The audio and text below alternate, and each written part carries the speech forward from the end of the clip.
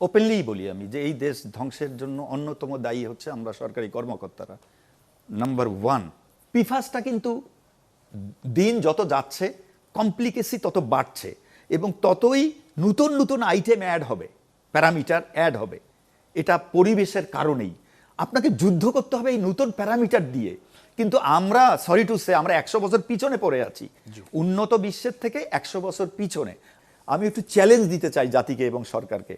আমার এই বাংলাদেশে এই বিএসটিআই এর এই পোর্শনটা, খাদ্যের পোর্শনটা ফুড সেফটির সাথে একীভূত করে একটু দেখান আমাদের। না, তো সেই জায়গায় যখন কেউ ইম্পোর্ট করছে প্রোডাক্ট অথবা বাংলাদেশেই সেটা উৎপাদিত হচ্ছে, সেই ক্ষেত্রে এই সংস্থাগুলো কিভাবে কাজ করছে? তাহলে তাদের প্যাকেটে সিল নিয়েই তো মার্কেটে আসছে। যেমন কিছুদিন আগে একটা ব্রেড নিয়ে কথা, সেটাও হাইকোর্ট পর্যন্ত গেছে। জি, সেটা বলা হচ্ছে যে 1 মাসের উপরে মেয়াদ দিচ্ছে, এবং আপনিও দেখেছি যে সোশ্যাল মিডিয়ায় লেখালেখি করেছেন। এগুলো তো সিল নিয়ে ব্যবসা করছে নাকি?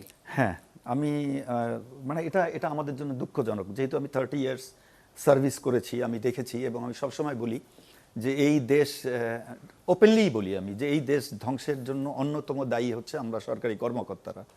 Number one, definitely. তো দেশ চালায় কারা? সরকারি কর্মকর্তারাই। রাজনীতির পরে সরকারি কর্মকর্তা প্রত্যেকটা লেভেলে। তাহলে ডেফিনেটলি যদি পলিসি মেক করে অ্যান্ড ইমপ্লিমেন্ট করে, তাহলে যদি ভালো গৌরবের বিষয় হয় তাহলে সরকারি কর্মকর্তার কাছে যাবে। পলিসি তো আছে না, পলিসি আছে, আইন আছে, আচ্ছা তো সেটা কি যথেষ্ট? মানে আপনার কাজ করতে গিয়ে কি যেটা আছে সেটার 1/4 এক্সারসাইজ করা হয় না। আচ্ছা, এবং যেটা আমি বলছিলাম যে সরকারি কর্মকর্তারা দেখেন এখন তাহলে ধ্বংসের দায়িত্বটাও নিতে হবে। তো ফুড সেফটির কাজ 16 সাল থেকে যখন আমি করেছি এবং টিল নাও আজকে পর্যন্ত এখানে এসেছি এই সেফটি নিয়ে কথা বলতে, অনেক সবাই জানেন যে আমি কিভাবে ডেডিকেটেডলি কাজ করে যাচ্ছি। এখন কথা হচ্ছে যে এই যে সরকারি সংস্থাগুলো বিএসটিআই করে কিন্তু স্ট্যান্ডার্ড, এটা অনেকে বোঝে না, গুলায় ফেলে। স্ট্যান্ডার্ড অ্যান্ড সেফটি প্যারামিটার কিন্তু আলাদা আলাদা হবে। স্ট্যান্ডার্ড আমি যেটা সহজ উদাহরণ দিয়ে বলি যে দুধে কতটুকু পানি থাকতে পারবে, এইটা দেখে বিএসটিআই। অর্থাৎ সাপোজ সেটা হচ্ছে ভেজাল, হ্যাঁ সেটা হচ্ছে ভেজাল, বা কতটুকু ক্রিম থাকতে হবে। কিন্তু ওই দুধে যদি হেভি মেটাল থাকে সেটা হচ্ছে সেফটি প্যারামিটার। সেই দুধে যদি কীটনাশক রেসিডিউ থাকে সেটা হচ্ছে সেফটি প্যারামিটার। ওখানে যদি আফলাটক্সিন থাকে সেফটি প্যারামিটার। ওখানে যদি পিফাস থাকতে পারে। আপনি ধরেন যে দুধ নিলেন, এখন ওখানে যদি আমি নদীর পানি দেই বা একটা খারাপ পানি দেই, ওখানে তো ধরেন কথার কথা যে পিফাস আছে, যেটা স্যার বললেন। পিফাসটা কিন্তু দিন যত যাচ্ছে কমপ্লিকেসি তত বাড়ছে এবং ততই নতুন নতুন আইটেম অ্যাড হবে, প্যারামিটার অ্যাড হবে। এটা পরিবেশের কারণেই আপনাকে যুদ্ধ করতে হবে এই নতুন প্যারামিটার দিয়ে। কিন্তু আমরা সরি টু সে আমরা 100 বছর পিছনে পড়ে আছি, উন্নত বিশ্বের থেকে 100 বছর পিছনে। আমি একটা উদাহরণ দিই ছোট্ট। সকালবেলা দেখলাম আমেরিকার কোন এক লেকে এই মাগুর মাছ, যেটাকে ওটা ক্যাটফিশের মধ্যে ছবি দিয়েছে, এখানে কালো কালো দাগ। ওরা 4th টাইম পেয়েছে এইটা, যে ক্যাটফিশে এই কালো কালো দাগ পাওয়া যাচ্ছে। তারা টেস্ট করে দেখছে এটা সংক্রামক ক্যান্সার সেল। ক্যান্সার কিন্তু সংক্রামক নয়, এই মাছের থেকে অন্য মাছে যাচ্ছে। তারা এখন এটা নিয়ে রিসার্চ শুরু করেছে, এটাকে হাউ টু উইপ আউট, এবং মানুষের পেটে গেলে সেই সংক্রামক আবার ক্যান্সার সেল মানুষের শুরু হয় কিনা তাদের রিসার্চ স্টেজটা দেখেন। আর আমার নদী তো গোটাই গেছে পলিউশনে, আমার মাছ বা আমার প্রোটিন সোর্স গোটাই গেছে পলিউশনে, কিন্তু আমাদের কোনো রিসার্চ নেই। রিসার্চ বলতে ইউনিভার্সিটিগুলো করছে, গবেষণা প্রতিষ্ঠানগুলো করছে, কিন্তু আমার একটা সরকারি অথরিটি, আমরা একটা রিসার্চ, আমার মজা আছে সেখানে।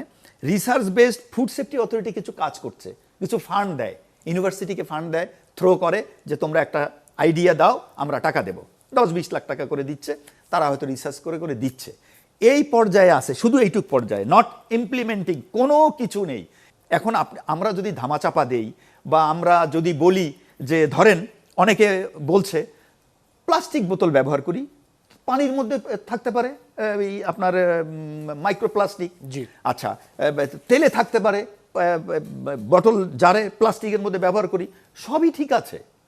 তাহলে প্লাস্টিকের মধ্যে ব্যবহার করলে ও যদি প্লাস্টিক খাদ্যের মধ্যে রিলিজ করে, ওই পানি বা ওই তেল বা ওই খাদ্য উপকরণ কয়দিন পরে ওই প্লাস্টিকটার থেকে রিলিজ করা শুরু করলো, এইটা কিন্তু রিসার্চ করার দায়িত্ব সরকারের।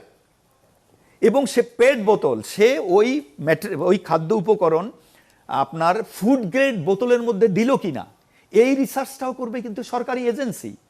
এখন বিএসটিআই স্ট্যান্ডার্ড, বিএসটিআই সিল মারছে, আমরা নিরাপদে খাই।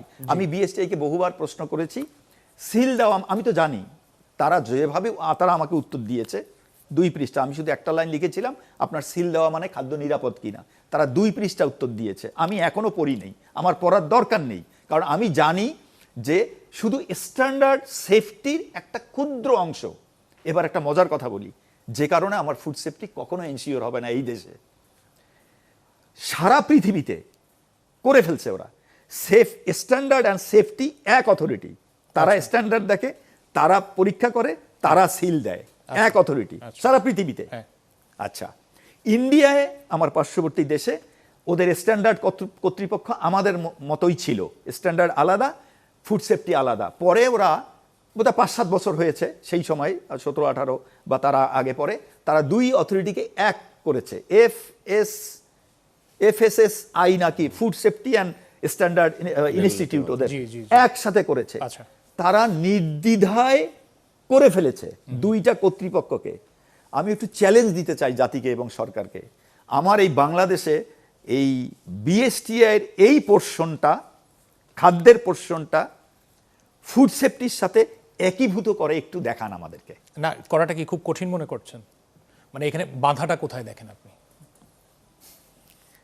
এটা আমি খোলামেলা বলবো, আপনার পরামর্শের খোলামেলাই বলি, পরামর্শের জায়গায় আমি জানতে চাচ্ছি। আমি ক্ষমা চেয়ে নিচ্ছি সরকারের কাছে বা জনগণের কাছে, ক্ষমা চেয়ে, বা সরকারি অথরিটির কাছে। বিএসটিআই কখনোই দেবে না কোনো আর একটা সংস্থা একীভূত হতে। বিএসটিআই মন্ত্রী চাবে নো, এটা আমার আন্ডারেই থাকুক, আমার গ্রিপে থাকবে। ফুড সেফটি অথরিটি চাবে যে মানে যে মন্ত্রী বা মন্ত্রণালয়, তিনি চাবেন নো, এইটা আমার গ্রিপে থাকুক। তাহলে একটা প্রশ্ন করি, যে এইটা 2টা সংস্থা যদি আলাদাও কাজ করে, স্বাধীনভাবে করে এবং পূর্ণ শক্তিমত্তা নিয়ে করে, তাহলেও কি দুজনের মধ্যে সমন্বয় করে কাজটা কি সঠিক করা সম্ভব? হবে না, নেভার, নেভার। আচ্ছা, আমি যখনই ধরেন পূর্ণ মাত্রায়ও যদি করে, বিএসটিআই আইন আলাদা, তাদের প্যারামিটার আলাদা। এখন আপনি একটা কথা হতে বলতে পারেন, যেটা বিএসটিকে আমি অনেকগুলো মানে বিডিএস স্ট্যান্ডার্ড সংশোধন করার জন্য, মানে আপডেট, হালনাগাদ করার জন্য অনেকগুলো আমি স্ট্যান্ডার্ড দিয়েছি, আমি জানি না তারা করবে কিনা। এখন কথা হচ্ছে, যদি কেউ বলে ওকে সেফটি প্যারামিটারও তাকে দেখুক, এই চায়ের মধ্যে হেভি মেটাল আছে কিনা, বা দুধে হেভি মেটাল আছে কিনা, পিফাস আছে কিনা, কেমিক্যাল কন্টামিনেশন আছে কিনা, আফলাটক্সিন আছে কিনা, সো অ্যান্ড সো। তাহলে বিএসটিআই যদি সব দেখে সিল দেয়, তাহলে ফুড সেফটি অথরিটির ফাংশনটা কি থাকবে? তাহলে এই অথরিটির প্রয়োজনই নেই। প্রয়োজন আছে এখন, কারণ ফুড সেফটি অথরিটির আরো অনেক ফাংশন আছে। কৃষি নিয়ে তাকে কাজ করতে হয়, এই যে কীটনাশক, যেটা আমরা এখন যুদ্ধ করে এখন মাননীয় কৃষিমন্ত্রী মহোদয় এটা নিয়ে লাগে, কারণ আমার চেইনটাকে নষ্ট করছে এই মেইনলি স্যার যেটা বললেন, যে বাতাস থেকে, ব্যাটারি থেকে আসতে পারে কন্টামিনেশন খাদ্যে, তারপরে বর্জ্য থেকে আসতে পারে, শিল্প বর্জ্য, ওটা একেবারে ক্ষুদ্র পার্ট। মেইন পার্টটা হচ্ছে এগ্রি বেসড, মানে ফুড সেফটি চেনের 80% নির্ভর করে অ্যাগ্রো বেসডের উপর, সেটা আবার নির্ভর করছে কীটনাশক এবং রাসায়নিক সার। অর্থাৎ এই যে যত সমস্যার কথা আমরা আলোচনা করছি আজকের এখানে, সেখানে আপনি মনে করছেন যে এটার অন্তত 80% আসছে হচ্ছে কৃষি থেকে? ডেফিনেটলি। আচ্ছা, ঠিক আছে। এবং এইটা নষ্ট হচ্ছে, কৃষিটা নষ্ট হচ্ছে আবার ইমপিওর কীটনাশক থেকে আমদানি, যেটা হয় একদমই প্রমাণিত, কারণ আমরা মিটিংয়ের পর মিটিং করছি, বর্তমান সরকার এটাকে খুব গুরুত্ব দিয়েছেন, বিশেষ করে মাননীয় কৃষি মন্ত্রী মহোদয়, অসংখ্য ধন্যবাদ যে উনি এটাকে গুরুত্ব দিয়ে কাজ করছেন।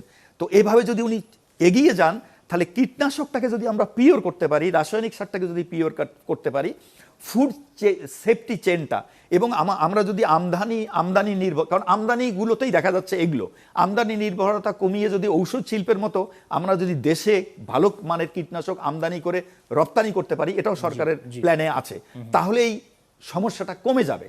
তো কাজে what about protein source, live stock, সব কিছুর মধ্যে হেভি মেটাল, সব কিছু অ্যান্টিবায়োটিক রেসিডিউ, মুরগি, তারপরে ডিমে হেভি মেটাল, মুরগিতে হেভি মেটাল, মাছে মারাত্মক হেভি মেটাল, তারপরে আপনার কীটনাশক রেসিডিউ পাওয়া যাচ্ছে মাছে, অনেক টেস্ট হয়েছে এরকম।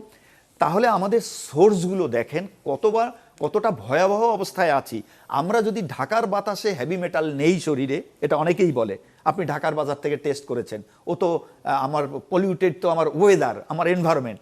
ওকে ওকে, নো প্রবলেম। তো চলেন একটু আমরা চরে যাই, তিস্তা নদীর পারে একটা চর থেকে মাছ কালেক্ট করি, সেখানে একটা জমি থেকে ফসল কালেক্ট করি, যেখানে তার 50 মাইল বা 100 কিলোমিটারের মধ্যে কোনো ইন্ডাস্ট্রি নেই। দেখি তো আমরা সেখানকার ফসল, দেখি তো আমরা সেখানকার মাছ, মুরগি, ডিম, দেখবেন সেম একটা টেস্টে শেরে বাংলা করেছে, সেটাকে আমরা কৃষি বিশ্ববিদ্যালয়ে, এই সুন্দরবনের মাছে caffeine. G, how funny it is! সুন্দরবনের নদীর মাছে ক্যাফেইন গেল কি করে? এখন হয়তো আমরা একটু হাসাহাসি করেছিলাম তাদেরকে নিয়ে, তো এরকম কথা হলো, আমরা বলা বলি করলাম যে আচ্ছা সুন্দরবনের মাছ এমন হতে পারে, আপনারা যে স্যাম্পলগুলো নিয়েছেন স্যার ভালো বলতে পারবে, নমুনায়ন যেটা, তো এমনও হতে পারে ওই জায়গায় কোনো ট্রলার বা কোনো স্টিমার বা কিছু যাওয়ার সময় হয়তো চা পাতা কিছু ফেলে দিয়েছে। ওকে, আমি সুন্দর একটা উদাহরণ দিচ্ছি, চা পাতা ফেলে দিয়েছে। এই চা পাতাগুলো যে মাছগুলো খেয়েছে, লাইকলি অর আনলাইকলি, সেই মাছটাই আপনি নমুনায়ন করে আপনি বলছেন ক্যাফেইন পেয়েছি। ওকে ওকে, মেনে নিলাম। তাহলে তুমি ভাই আমার বুড়িগঙ্গার মাছটা একটু দেখো তো ক্যাফেইন আছে কিনা, তুমি আমার তিস্তা নদী দেখো, ব্রহ্মপুত্র দেখো যে সেখানে ক্যাফেইন আছে কিনা।